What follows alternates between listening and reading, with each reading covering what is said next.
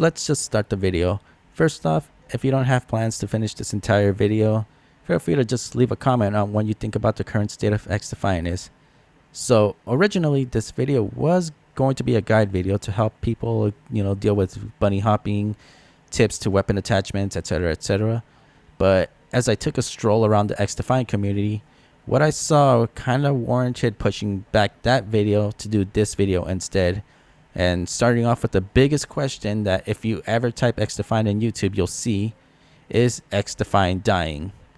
And the answer to that is no, it's not. If you said yes, then just feel free to slap yourself, because aside from the long preseason we had, we're still barely just 3 weeks into the first season. If you think this game's dead, it's not.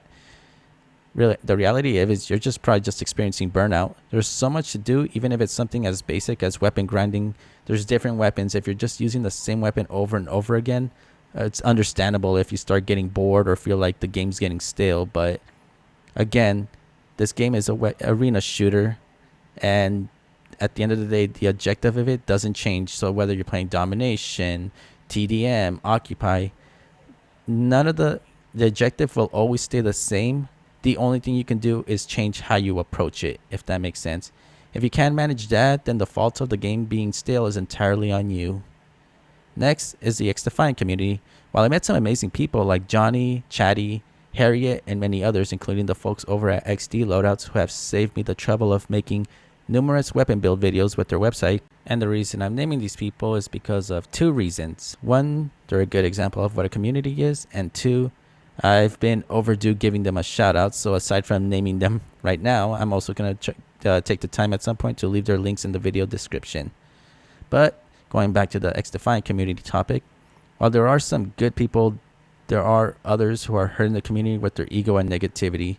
I can understand popping off, but keep in mind on some things like the bunny hopping or meta following.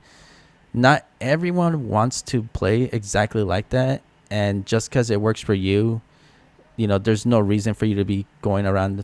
Basically, if someone calls you out on it, yeah, it can kind of feel a little hurtful at first, but take a deep breath and just simply approach it in a calming manner.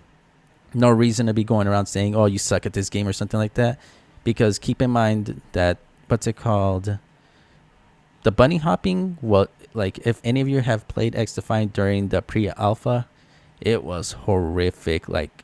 Basically, it was to the point that jump shooting was more risk than reward. And again, it's not something that I would say requires skill. There's other ways to counter it. Either get a shotgun and just do what you can to increase movement speed, so that if they're going to jump around a corner, you can counter that. Or just use ADS walk speed. There's people that seem to think that that's not true. Bunny hopping's the whole thing.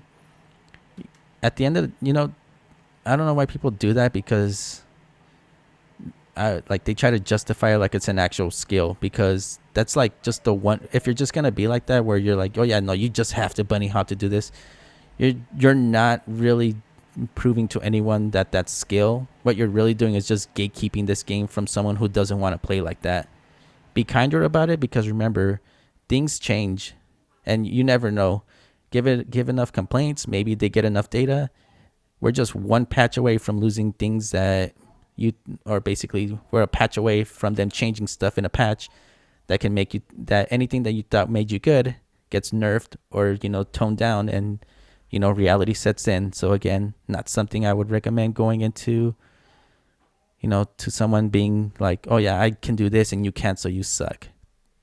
Kind of tone it down a bit when it comes to that. Next is the netcode and bugs. I understand these are frustrating. I've dealt with it myself so many times, where I would shoot someone, I would see hit markers and still die immediately, because I have it set so where when I deal damage, I see numbers. I'll see the hit markers but no damage. But the thing is, I've been patient with the devs for two reasons. One, they've shown time and time again, whenever they say they're going to fix an issue, they do mean it, especially with how little time some updates tend to pass, or sometimes it can be simple as a small little visual bug or delta code, which I think they're still working on. But yeah, they do pump out updates pretty quickly. I know it might not feel like that to someone, but to me, it does feel like it. And two, I don't know if most of you remember the frame drop issue with PlayStation. They said they were working on a fix and deployed an emergency fix. And do you remember when that push was, and basically when the update was pushed out? I'll give you a few seconds. Okay, time's up. So it was on 4th of July, which falls on a holiday.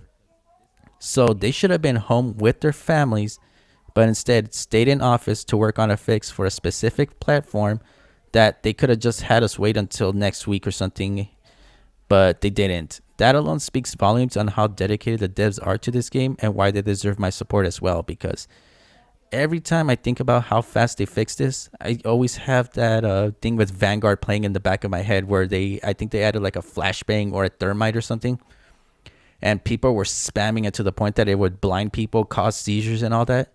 And it was a serious issue. And you know what they did? They went on Christmas vacation and didn't fix it till like a month later. But yeah, if so far what I'm saying doesn't resonate with you and you still think this game is dying or boring, honestly, feel free to just go play other games. Quit trying to project what you're feeling to others. If they disagree with you, then take it as a sign that XDefiant maybe isn't for you, or maybe that you probably just burnt yourself out and just take a break. Because if you keep forcing yourself to like go play this game when you're obviously not enjoying it so far, you're just gonna ruin the game for yourself. If you're just gonna be constantly being negative about it. You can basically, if you're always seeing the game in a negative light, you're just never gonna see it in a positive one. And then when the big updates do hit, you're just gonna still find some way to just basically complain about it. And then this topic, which is a very sensitive one because I don't know what I can say about it. I think Decoy, or I forget how to pronounce his name, I think that's how you pronounce it, lost his partnership. So I'm treading on eggshells here to see. I don't know what I can and can't say, but this involves being an Ubisoft partner, because that's another thing I've seen, that once you go partner with Ubisoft, you're basically a shell out, and anything you say about XDefiant no longer matters, that they're paying you. And I'm going to be upfront about this. Being partner is legit the equivalent of getting like affiliated with like gamer subs, those powdered energy drinks. Because yeah, in the terms of service for when we have to talk about XDefiant, nothing about it says you can't ever talk about bad about this game. We're legit just content creators. We're basically a content creator ad billboard. Anytime a new bundle comes out, anytime an update comes out, like that at like basically the start of season 1, if an event ever happens, basically all we're supposed to do is simply let everyone know that we partnered with Ubisoft to make this product, include the proper hashtags, and basically just advertise we're just trying to bring more attention to XDefiant. Because past stuff like that, so videos like gun guides, this video included, anything that sounds like I could be giving opinion, that's entirely all of my genuine opinions. Because I'm going to be real with you, if there ever came a time that I am forced to be positive when real issues with XDefiant came up and I'm not allowed to talk about them because, I risk losing my creator thing, I would prefer talking about it and stepping away from the creator program entirely. It's a good opportunity for me, but it's not something worth losing my freedom of speech or freedom to give opinions about something. But again, the game's still in its infant stage. And like I said, I'm very patient with the devs because they've shown they basically, like, the reason I'm patient with the devs, because it may not look like it much now, and this kind of ruined it for me too, but I unfortunately saw leaks for this game on Twitter, so stuff that it's going to be added in the future. And I can tell you the devs are definitely putting a lot of soul into this game. It's just a matter of them polishing up the bigger issues like the netcode and everything. Content-wise, there is a lot to look forward to. But let me just go ahead and wrap up this video by just saying the devs are people too. Show kindness to them and others, because we're on a slippery slope as it is of ending up like the COD community. Difference is they're a big franchise at this point, so toxicity and all that can kind of happen like in different parts of the community and it won't affect them whatsoever. They're still going to sell 1 million copies. While XDefiant is still new and slowly building its way up, if we start getting toxic and negative, this soon will only harm the community overall, and that's something we can't have.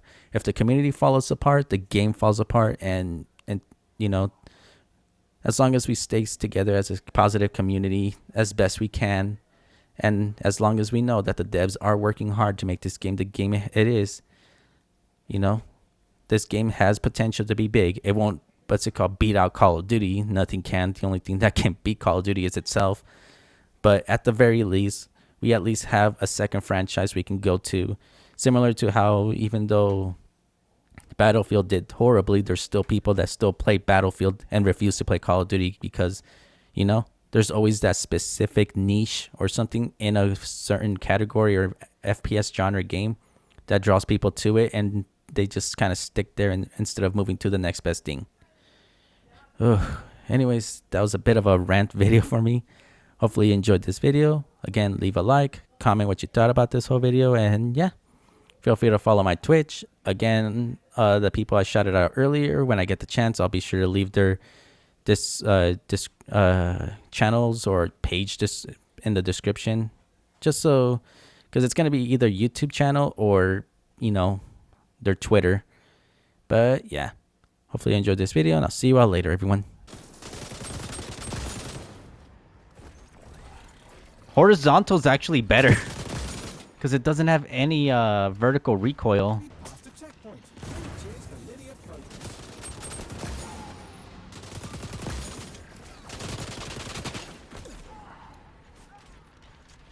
So yeah, reduce the recoil on this, add rapid fire. It's good.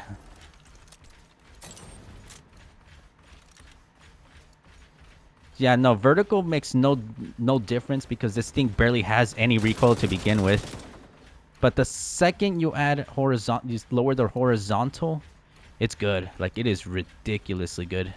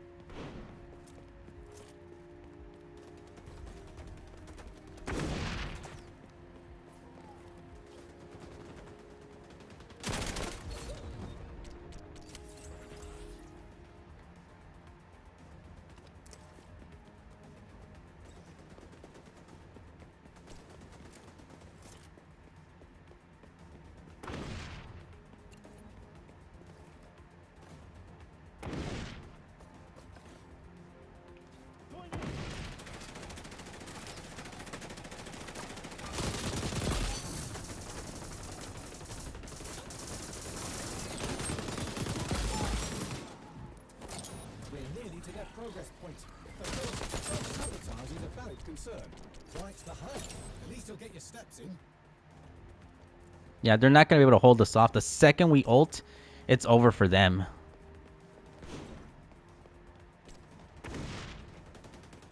Even though realistically the only one close to getting their ult is me.